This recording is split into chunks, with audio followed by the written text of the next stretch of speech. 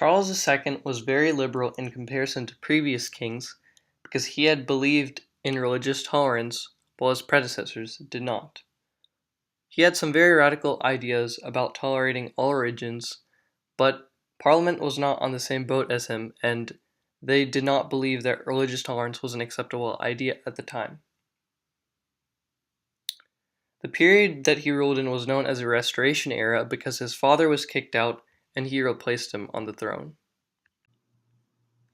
Next, we have the Popish Plot. The Popish Plot was a conspiracy created by Titus Oates that claimed that the Queen and the Catholics were plotting to kill Charles II in a well-planned assassination.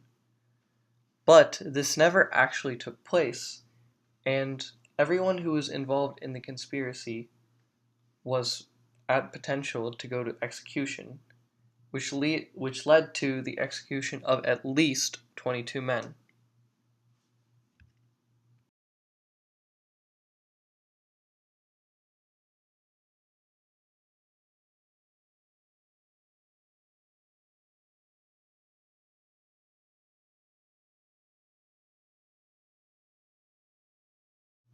Next, we have the Test Act, which was a series of English laws that served as religious tests for holding public office and imposed various civil disabilities on Roman Catholics and nonconformists if they did not renounce their faith. This proved to be very difficult for the Roman Catholics and nonconformists as it was very difficult for them to hold office. This actually caused more problems than it was designed to stop.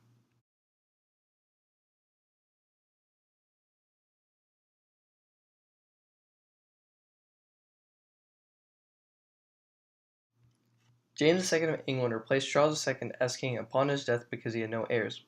He was very Catholic while his parliament was mostly Anglican.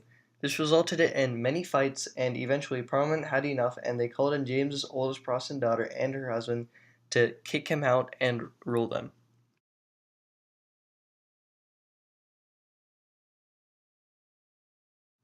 Now we have probably two of the most important people of the Glorious Revolution, being Mary Stuart and William Orange.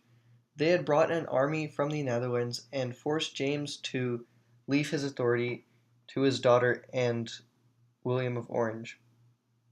No blood was shed, so it was known as the Glorious Revolution because it involved no violence and it was simply an overthrow of James II by Mary Stuart and William of Orange by force.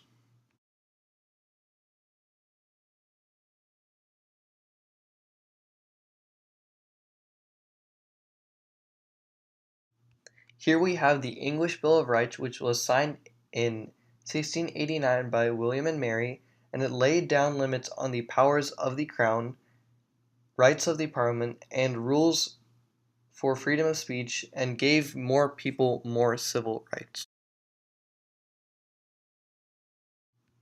And then we have the Toleration Act, which was signed in the same year by William and Mary, and it allowed the freedom of worship to many religions, including nonconformists and Baptists, but still did not give people of Roman Catholic faith the right to practice because England was still too anti-Catholic.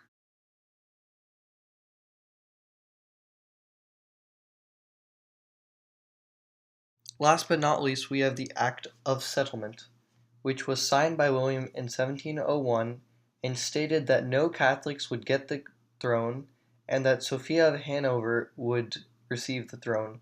But she died before she could, so therefore her son, George of Hanover, became George I of England. And here's a neat fun fact, he did not even speak English.